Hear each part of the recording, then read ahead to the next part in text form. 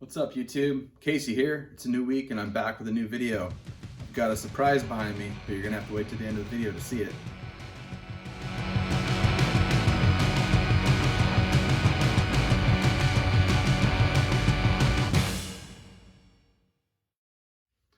So this week I'm gonna walk you through how to lower the rear of your Model A an extra 2 to 3 inches just using the springs. This is the Vern Tardel Model A Roadster handbook. This thing is a Bible.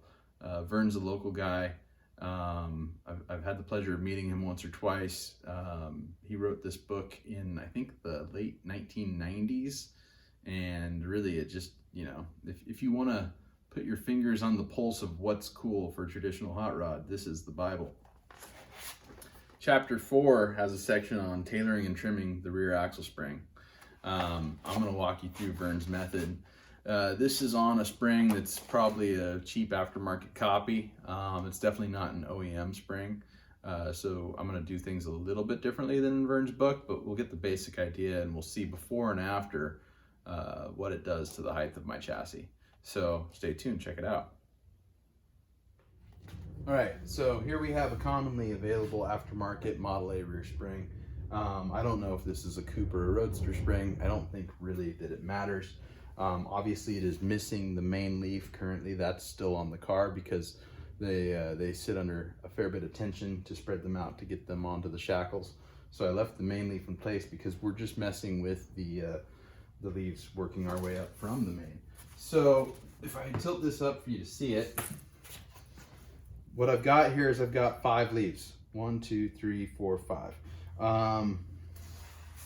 That is weird. So with the main leaf, that means that it's a 6-leaf spring. Stock Model A Roadster spring, which is the lightest of all of the springs, is 7 leaves. And then in addition to the 7 leaves, it had a dummy leaf underneath, just to make the pack the correct thickness to fit in the rear cross member. This spring did not have a pack underneath. The leaves themselves seem to measure out at the stock Model A thickness. So I don't know if it's just a higher spring rate material somehow. I thought that spring steel, you know, for the various like SAE types was fairly standard in terms of its spring rate. So I'm a little confused at how this spring was as stiff and as tall riding as it was in the car, but that's neither here nor there. If I go just by the Vern Tardel book, I'm supposed to take the top 3 springs and I'm supposed to cut them down to about 12 inches, they say. I'm supposed to put them under the pack. That takes, and it lowers the car by 3/4 of an inch because that's the thickness of those 3 leaves once they're removed. So that's nice right there. It also lowers the car a little bit further because of the reduced spring rate. But Vern Tardel's book is talking about a Roadster spring, which has 7 leaves plus a dummy. If you take the top 3 leaves of a 7-leaf spring and you put them underneath, you still have 4 effective leaves. If I take the top 3, I only have 3 effective leaves. That's probably going to be too light of a spring. So, but I want to start there. But I can't cut these up because if I need more springs, you know, then I'm in trouble. So I have another rear spring. It's kind of a funky deal. It was a Model A spring because it's 2 1/4 inches wide, and it was shaped, somebody reprofiled it to look like a Model T spring. So I'm going to take and I'm going to use these 3 leaves and put them underneath my pack. And I'm going to start with just the 2 leaves plus the main, so 3 leaves total. That's still only 6. And I'm supposed to come up with a total of 8 leaves, well, 7 leaves plus a dummy. So I'm gonna have to sacrifice at least one of my spring pack. That would leave me at 1, 2, 3, 4, 5, 6, plus the main is 7. Maybe I can steal one more from this wannabe Model T spring. That would get me to 8. That gives me enough clamping force. This spring also probably wasn't clamped fully into the cross member, which could have been part of the reason it rode so high. By clamping it in further, putting more tension on the center of the pack, it actually would kind of tend to make the spring level out some. So that would be helpful. I don't know. It's going to be kind of a guessing game. But what I can do right now is I can definitely shorten these 4 springs. And then I still have 2 full leaves that I can use if I need more spring rate. I really don't anticipate that there's any way possible that I could need more than 5. I mean, this thing was super tall as it was. So I'm thinking like worst case scenario, I end up with 3 leaves plus the main, that's 4. And then I end up with 3 underneath. No, sorry, 4 underneath to make 8 for the proper thickness. That's probably the pack that I'll end up running. But I'm gonna start with that and find something else to space underneath. So one more thing that the Tardel book talks about is taking the ends of the springs and rounding off the edge and then chamfering the bottom edge, because these springs, as they compress, and you can see the witness marks on the springs themselves, as they compress, you know, they slide against each other. And the easier you can make them to slide, the better the suspension of the car is going to work. So that's something else that we're doing.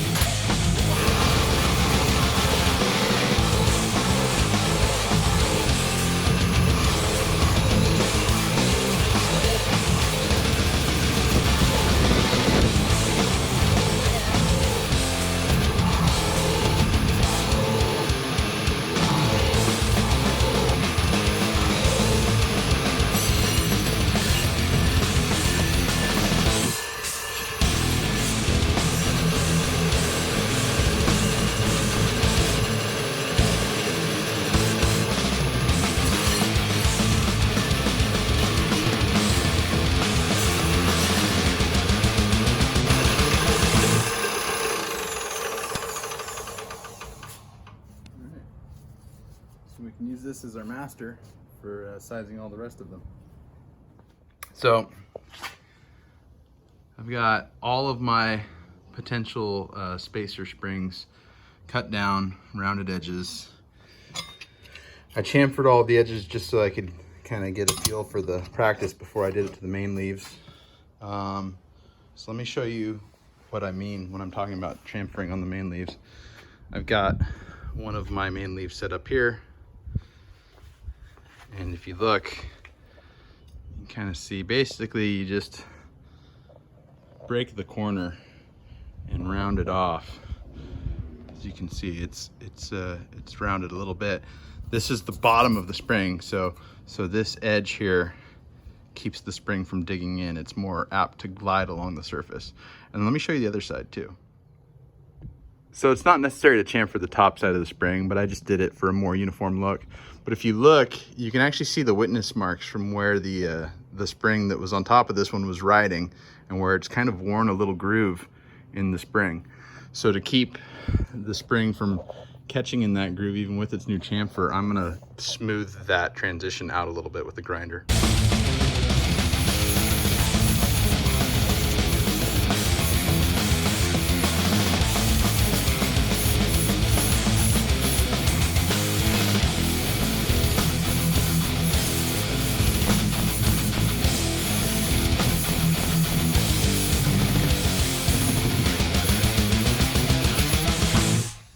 And that's about all you want to do.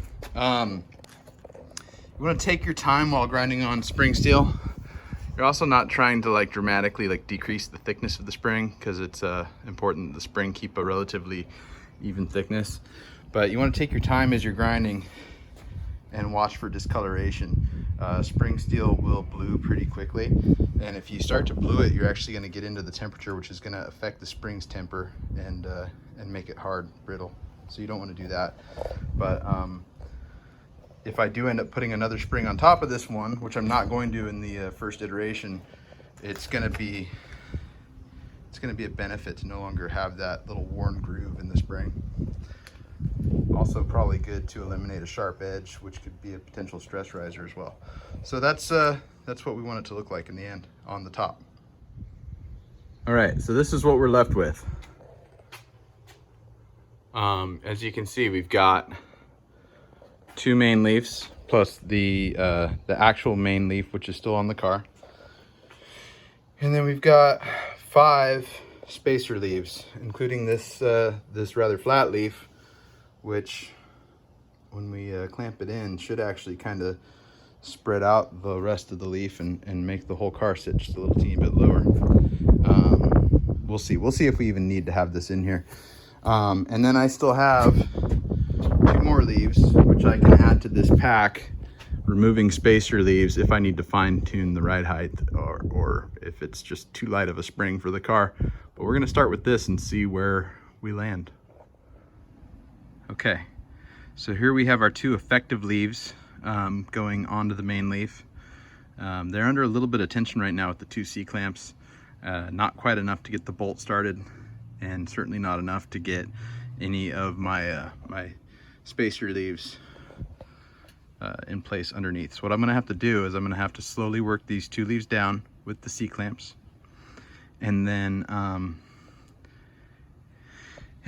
going to put the nut on, and then I'm going to reposition the C-clamps outward so that I can take the nut back off and then put my dummy leaves in place, and then put the nut back on one last time and crank everything down.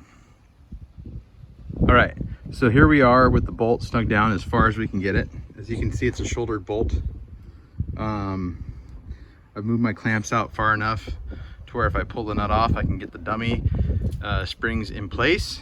But if you'll notice, if I pull the nut off right now, the spring will spring apart. So I have to go get one more clamp and put it in the center to help squeeze this thing together the rest of the way. As you can see, I've got the 2 clamps in the center and the spring is fully compressed. Then I went and I put my clamp on the left and cranked it down as tight as I could get it. Now I'm going to take my center, the brown clamp in the center, I'm going to undo that, and I'm going to put it far off on the right. And then lastly, I'm going to take off the blue clamp on the right. As you can see, the nut on the bolt is already slacked. It should remain so, and then I'll be able to slide my spacer springs in place, put the nut back on, and then move the clamps back to the center. When you're working with the spring like this, it's under a lot of tension. Use multiple clamps, wear eye protection, go slow, be smart. You don't want this thing coming apart. All right, so as you can see now, I've got my 2 clamps in place. We move over here to the center bolt. It's not under any tension at all. So if I pull that out, I can throw my spacers in and then snug everything back up. Okay, so I don't like my little flat spacer leaf idea after all. I feel like I'm having to put too much tension on it. I'm going back and forth between cranking down on the C-clamps and then snugging up the bolt, and it's just, I don't like it, it's too much. So I'm gonna pull that out, and I'm gonna hope that this pack is thick enough with just 7 leaves to clamp effectively into the cross member. But we won't know until we try. All right, so there it is. 7 leaves, top 4 moved underneath. That's 1 more than is specified in the Vern Tardel book. And I'm also short 1 dummy leaf from a traditional Model A Roadster spring. As you can see, the arch is still pretty high, and when I press on it with my 200 some odd pounds, it doesn't move much. So for all the people on the HAMB that said you had to have at least 5 springs, I think that might be a bit much, but again, I don't know what the rate is of these aftermarket leaves. So let's get this in the cross member and see how it moves with the whole weight of the chassis on it, plus my weight. So there you have it. 3 main leaves, 4 dummy leaves, There's a little bit of an air gap on the leaf clamps, so the pack is thick enough as it is. I don't need that extra shim. This dropped the car about 3 inches, and when I get up on top of it, it drops another 1/2 inch, maybe more like 1/4. And if I jump up and down all my weight on the rear cross member, it does not bottom out. So be curious to see when I actually get some weight in this thing if this is sufficient. I think it might be. And if it drops 1 more inch fully loaded, it's gonna put the top of the tire about 1 inch away from the top of the fender opening, which is perfect. One other thing I want to show you here is it's super important to have the square bolt going through the center of your leaf spring. Pardon me, stepping away from the camera. This grade 8 bolt is what was in the spring previously. As you can see, the top of the cross member is all beat up. It's got a couple of cracks in it. It's bent up, so it's kind of a mess. What I'm gonna have to do before I finish everything up final is I'll have to drop the spring back out and drill these cracks, drill a little hole at the end of the crack, hammer and dolly everything back flat, and then weld those cracks closed, file the opening back out square, and put it back together. But it's very important that you run the proper bolt. If you put a grade 8 in there, and if you'll notice, it's almost the right size, but it just allows the spring to move around. I'm guessing whoever had this thing before took a corner fast, the chassis slid over on the spring. Yeah, anyway, bad business. My chassis is a mess right now. I'm gonna put the steering on the front and we're gonna wheel this thing out of here. But that's another episode.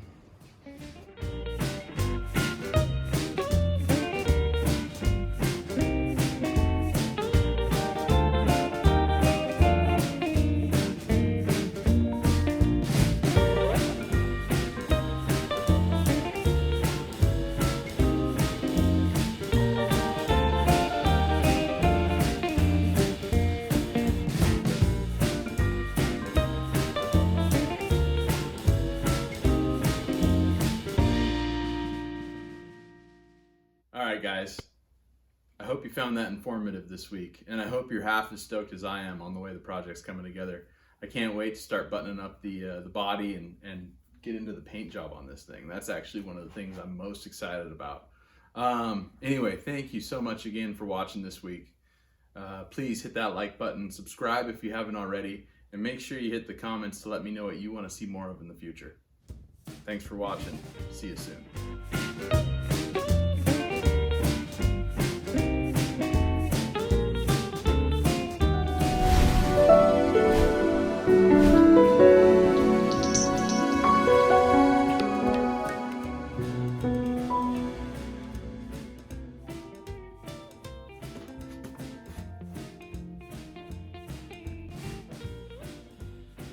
So, do you have this book? Because if you don't, you should really get a copy.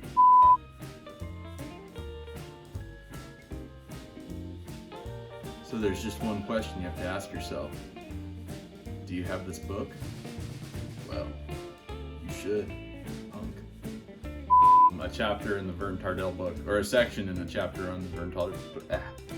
Jesus Christ, try to say that 5 times fast.